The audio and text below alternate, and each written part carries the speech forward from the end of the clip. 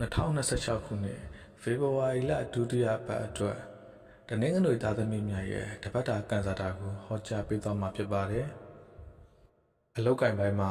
တိတိတတ်တာတိုးတက်မှုရှိလာပါလိမ့်မယ်။ထို့သဖြင့်အစိုးရနဲ့ပတ်သက်သောအလုပ်များအဆောက်အဦနှင့်လုပ်ငန်းသစ်စတင်လိုသူများအတွက်အလွန်ကောင်းမွန်တဲ့အရှိန်မှာလုပ်ဖော်ခံပတ်များသို့မဟုတ်လက်အောက်ငယ်သားများကြောင့်စိတ်အနှောက်အယှက်အနေငယ်ဖြစ်ရတတ်ပါတယ်။မိမိကိုယ်ကိုဥဆောင်နိုင်မှသာအလောက်ကပြီးမြောက်နိုင်ပါလိမ့်မယ်။ငွေဝင်ငယ်လွန်ကောင်းပါတယ်မမျှော်လင့်ပဲရစရာရှိတဲ့ငွေဟောင်းတွေပြင်ရတတ်ပါတယ်ဒါပေမဲ့အလူတန်းသို့မဟုတ်ဈေးဝါးအတွက်ငွေကုန်ကြေးကြရှိနိုင်ပါတယ်ရှေးအနေနဲ့ရှိသူမရှိသေးသူများအနေနာကလူတဦးတယောက်စီကနေစိတ်ဝင်စားမှုကိုခံရတတ်ပါတယ်ရှိသူရှိပြီးသားသူများကတော့အသေးမွှားကိစ္စလေးတွေနဲ့စကားများရတတ်ပေမဲ့ပိုပြီးနားလည်မှုရသွားမဲ့ကာလပါအိမ်အောင်ရှင်များအနေနဲ့ကတော့အိမ်နှင်းရွေးတာရပါလိမ့်မယ်ခီးလိုလေးတွေတွားရခဲ့ရှိပါတယ်ကျမ်းမာရေးအနေနဲ့ခေါင်းကိုက်ရှင်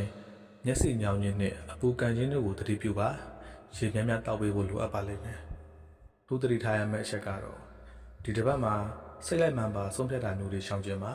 အရာရာကိုအေးအေးဆေးဆေးစဉ်းစားပြီးမှလှုပ်ဆောင်ရင်တင့်တော့အောင်မြင်မှုကလက်တကမ်းမှာရှိနေပါလိမ့်မယ်ရေတရားအနေနဲ့ကတော့တနင်္ဂနွေနေ့မနက်ပိုင်းမှာဖျားနိုင်အုံးသီးစွန်းတို့မဟုတ်အုံးနှုတ်ခောက်ဆွဲကတ်လို့ပြီးမိမိလူရာဆန္ဒကိုတောင်းပါ